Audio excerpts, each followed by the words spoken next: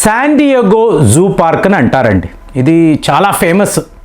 San Diego safari park అని కూడా దీన్ని పిలుస్తారు. ఇక్కడ ఒక ఏనుగుల గుంపు. మీకు అక్కడ ఆ నగరంలో 5.2 మ్యాగ్నిట్యూడ్లో ఒక భూకంపం రీసెంట్గా వచ్చింది. ఈ వచ్చే టైంకి చూడండి, ఈ ఏనుగులంతా కూడా గుంపులు గుంపులుగా బయటికి పరిగెట్టుకొచ్చి తమ పిల్లలు ఎక్కడెక్కడ ఉన్నాయి, వాటిని ఎలా కాపాడాలి, ఒక రక్షణ కవచంలాగా అలర్ట్ సర్కిల్ని అంటున్నారు శాస్త్రవేత్తలు. Alert circle. ఇలాగ ఇవన్నీ కూడా గుమిగూడిపోయి వాళ్ళ పిల్లలను కాపాడే ప్రయత్నం.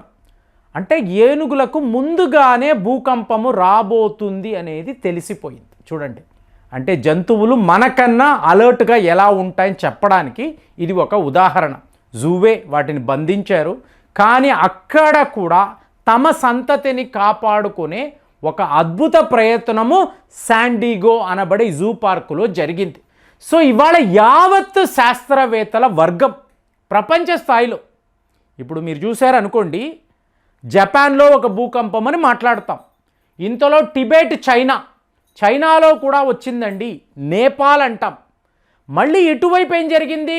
థాయిలాండ్, మయన్మార్, ఎక్కడెక్కడో కదండి. మీకు కాలిఫోర్నియా అంటాము, ఇవాళ మనం శాన్ డియేగో అంటున్నాము, ఆఫ్రికా అంటున్నాము. ఎక్కడెక్కడో వివిధ దేశాలలో ఇలాంటి భూకంపాలు, మెగా క్వాక్స్. ఇవాళ మాట్లాడుతున్నది ఎర్త్ క్వేక్స్ కాదు ఫ్రెండ్స్, మెగా క్వేక్స్ అని మాట్లాడుతున్నారు. జపాన్ ప్రభుత్వము స్వయంగా ఏం చెప్తుంది? నెక్స్ట్ టార్గెట్ మేమే. ఒక భూకంపం వస్తుంది, మీకు అందులో నుంచి ఒక సునామీ వస్తుంది, 3 లక్షల ప్రజల ప్రాణాలు ఇవాళ ప్రమాదంలో పడింది, కాపాడే మేము ప్రయత్నాలు మొదలుపెట్టాము. ఇంతలో చూడండి, షాకింగ్ వార్త చైనా నుంచి. జపాన్ కాదండి, చైనాకే ప్రమాదము ఎక్కువగా ఉంది. మా నగరాలలో ఇలాంటి భూకంపాలు రావచ్చు. ఇది చైనా శాస్త్రవేత్తలు. ఫ్రెండ్స్, ఇక్కడ జాగ్రత్తగా గమనించాలి. ఒకవైపు ఏమో జపాన్, చైనా, శాన్ డియేగో ఇవన్నీ మాట్లాడుతున్నాం. మరి భారత్ పరిస్థితి ఏమిటి అంటే గుర్తుపెట్టుకోవాలి. యావత్ విశ్వములో భూమి ఎంత ముఖ్యమో, ఈ భూమిలో భారత్ అనబడే దేశము అంత ముఖ్యం. ఇప్పుడు మనం జపాన్లో ఎర్త్ క్వేక్ అంటాము, మెగా క్వేక్ అంటాము. మొన్న వచ్చిన మయన్మార్, ఈ మయన్మార్ ఎర్త్ క్వేక్స్లో 5,000 మంది మరణించారు అని చెప్పి అఫీషియల్గా ఈ మిలిటరీ జుంటా మాట్లాడుతున్నారు. కానీ అన్అఫీషియల్గా మీరు చూసారనుకోండి, 10,000 మంది దాకా మరణించారు అనేదే వార్తలు. ఇప్పుడు ఈ మయన్మార్ తరువాత ఎక్కడ ఈ భూకంపాలు రాబోతున్నాయి? వచ్చేవి మామూలు భూకంపాలు కాదండి, మెగా క్వేక్ అని చెప్పి చెప్తున్నారు. దీని సెంట్రల్ పాయింట్ మనకు ఇక్కడ ఉంటాము, మనకేముందండి అనుకుంటున్నాము. కానీ ఈ ప్రపంచంలో హయ్యెస్ట్ లెవెల్లో భూకంపాలు అనండి, సునామీలు అనండి, భారత్లోనే వస్తూ ఉంటాయి. చాలామందికి తెలియదు. అలాంటిది మన చరిత్రను ఒక్కసారి రెఫర్ చేశారు అనుకోండి, వరల్డ్లో హయ్యెస్ట్గా అంటే మ్యాగ్నిట్యూడ్లో టాప్ మోస్ట్ అంటారు చూసారా, వాటికి చేరువలో ఉండే భూకంపాలు భారత్లోనే. 1950 ఆగస్టు 15 మన ఇండిపెండెన్స్ డే, భారత్ టిబెట్లో వచ్చిన ఒక భూకంపము 8.6 రెక్టర్ స్కేల్ని అంటున్నారు. 8.6 అంటే మొన్న మయన్మార్ కన్నా, మయన్మార్లో ఎంత అండి? 7.7. దానికే 10,000 మంది ప్రాణాలు పోగొట్టుకున్నారు. అలాంటిది 8.7 రెక్టర్ స్కేల్లో మనము ఇక్కడ భారత్లో ఒక భూకంపాన్ని చూసాం. 2001లో జనవరి నెల గుజరాత్లో వచ్చిన భూకంపాన్ని మనం మర్చిపోగలమా? ఏకంగా 20,000 మంది మరణించారు. ఇవాళ 10,000 అంటే బాబోయ్ అనుకుంటున్నాము. మన దేశంలో గుజరాత్లో 20,000 మంది మరణించారండి. అంటే భారత్లో పెద్ద పెద్ద సునామీలు, భూకంపాలు రెగ్యులర్ బేసిస్లో వస్తూనే ఉంటాయి. ఎందుకు? మనము ఉంటున్న ఈ విశ్వంలో భూమి ఎంతో, భూమిలో ఈ భారత్ అలాంటిది. ఎందుకంటే ఖండము కదిలి ఇవాళ యూరో ఏషియన్ ప్లేటు వైపు రావడం. ఒకప్పుడు ఆస్ట్రేలియా, ఆఫ్రికా, భారత్ కలిసి ఉన్న ఈ ప్రాంతము ఒక ముక్క విడిపోయి ఇది నేరుగా ఇండియన్ ప్లేట్ అని అంటాం. ఈ ఇండియన్ ప్లేటు టిబెటియన్ ప్లేటును వచ్చి గుద్దుకోవడం. అంటే ప్రతి ఒక్క సంవత్సరము కూడా మీకు కొంత భాగము భారత్ యొక్క ప్లేటు మీకు నేరుగా వెళ్ళి టిబెట్ను గుద్దుకోవడం. సో ఇందులో నుంచే హిమాలయాలు అంటున్నాము. రేపు యూరో ఏషియన్ ప్లేటులో ఈ ప్రెషర్ ఎంతలా ఉంటుందంటే ఈ హిమాలయ రీజన్ అంతా కూడా పెద్ద పెద్ద భూకంపాలు వస్తాయి అనేది. అంటే గత 70 ఏళ్లలో ఇంతవరకు ఒక మేజర్ ఎర్త్క్వేక్ అనేది రాలేదండి. మీరు నేపాల్ అనండి, టిబెట్ అనండి, చాలా వస్తూ ఉంటాయి. కానీ లిటరల్గా మీరు చూసారనుకోండి, రెడ్ జోన్ అంటారు చూసారా, ఎర్త్క్వేక్ వచ్చే జోన్స్, అక్కడ మేజర్గా ఏమీ జరగలేదు. 1950 తరువాత గుజరాత్, మళ్ళీ ఇవాళ వరకు కూడా. కాబట్టి గ్రేట్ హిమాలయన్ ఎర్త్క్వేక్ ఎప్పుడైనా రావచ్చు. వచ్చినప్పుడు మాత్రం ఈ ప్రాణ నష్టాలను ఎవరు తట్టుకోలేరు.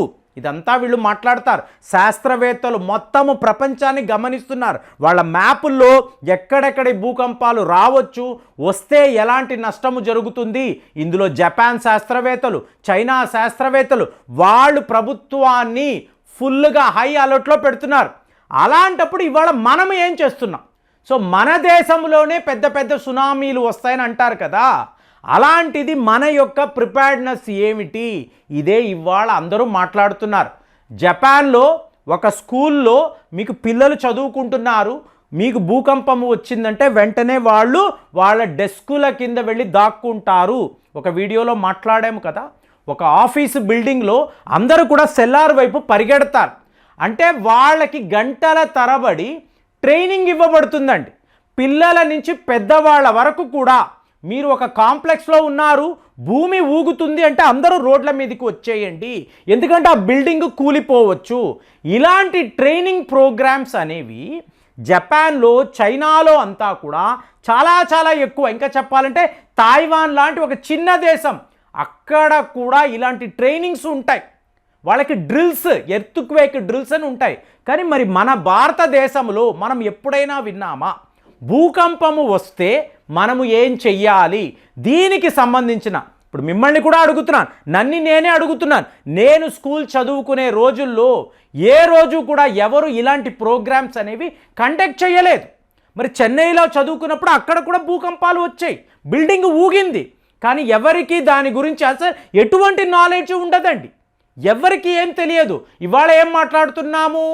మీకు 60 ఫ్లోర్ల బిల్డింగ్లు అంటున్నాము, 70 ఫ్లోర్లు, ఇంతంత పెద్ద ఫ్లోర్లో బిల్డింగ్స్ కడుతున్నప్పుడు మీకు ఎర్త్క్వేక్కి సంబంధించిన సేఫ్టీ మెజర్స్ ఏమిటి, మనం ఇస్తున్న ట్రైనింగ్ ఏమిటి, మన యొక్క అలర్ట్నెస్ ఏమిటి?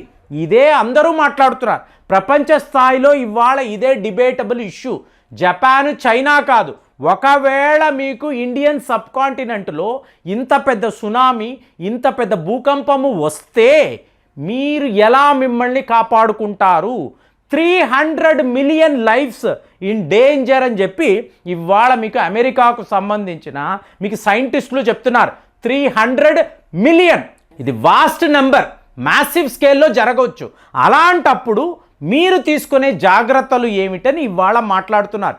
ఏనుగులు, ఒక పార్కులో నివసించే ఒక 10 ఏనుగులు, ఇందులో 4 మీకు ఫిమేల్ ఎలిఫెంట్స్ ఇమీడియట్గా అందరినీ అలర్ట్ చేశాయి. పదండి భూకంపం రాబోతుంది, అన్నీ కూడా బయటకు వచ్చాయి. ఇటు ఇటు తిరుగుతున్నాయి.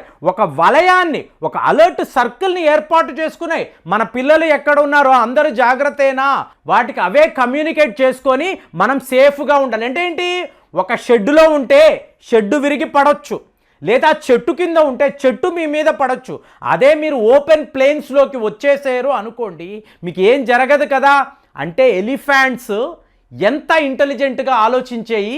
ఆ వీడియో చూస్తే నిజంగా ఆశ్చర్యంగా ఉంది. ఎంత ఇంటెలిజెంట్ క్రియేచర్స్. మరి అలాంటి ఒక ఇంటెలిజెన్స్ మనిషికే అంటాం కదా, మరి ముఖ్యంగా భారత్ లాంటి ఇంతంత పెద్ద దేశాలు, ఇక్కడ మీకు మహానగరాలు, సముద్ర తీరాలు. ఇండియా అంటే ఏంటండి, ఒకవైపు హిమాలయాలు, ఇంకొక వైపంతా కూడా సముద్రమే కదా. మరి ఇక్కడ ఈ నగరాలు, ఇక్కడ నివసించే ప్రజలు, వీళ్ళకి మనం ప్రాపర్ ట్రైనింగ్ అనేది ఇవ్వగలిగేమా? సో ఇదే ఇవాళ అందరూ ఆలోచిస్తున్నారు. మరి మీకు ఇలాంటి ప్రశ్న వచ్చిందా? అవును కదా, స్కూళ్ళు చదివాము, కాలేజీలకు వెళ్ళాము, ఉద్యోగాలకు వెళ్ళాము, ఎక్కడా కూడా భూకంపానికి సంబంధించిన ఒక విడి సెమినారు, ఒక ట్రైనింగ్ ప్రోగ్రాము మనకి ఎవరు కండక్ట్ చేయలేదు కదా. ఏమిటి ఇది? ఈ ప్రశ్న మీకు కూడా వచ్చిందా? కామెంట్స్లో రాయండి. మళ్ళీ వచ్చే వీడియోలో కలుద్దాం. జై హింద్.